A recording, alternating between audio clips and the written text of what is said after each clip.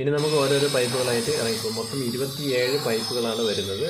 അതായത് 275 അടിയാണ് നമ്മൾ ഇറക്കാൻ ഉദ്ദേശിക്കുന്നത്.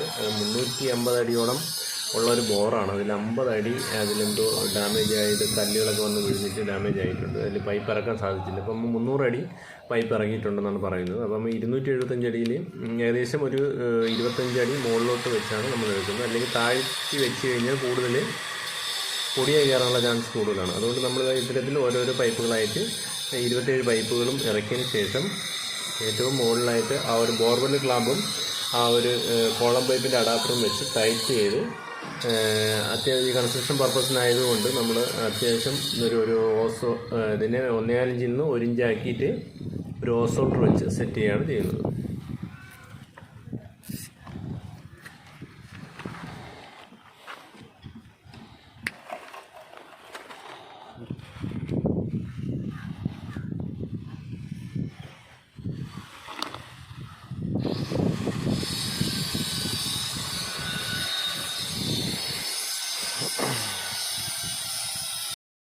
അപ്പോൾ നമ്മൾ ബോർവെൽ ക്ലാമ്പെല്ലാം ടൈറ്റ് ചെയ്ത് എല്ലാം ഫിറ്റാക്കി വെച്ചിരിക്കുന്നു. കൂടെ ഒരു 1 ഇഞ്ചിൻ്റെ ഒരു NR കൂടെ ആഡ് ചെയ്തിട്ടുണ്ട്. കാരണം കൺസ്ട്രക്ഷൻ ആയതുകൊണ്ട് നമുക്ക് ഓഫ് ചെയ്യുന്ന സമയത്ത് ഇത് തറയിൽ പോയി കല്ലുകളൊക്കെ പോകാനുള്ള ചാൻസ് ഉള്ളതുകൊണ്ട് അപ്പോൾ നമ്മൾ വെള്ളം പമ്പ് ചെയ്തിരിക്കുകയാണ്.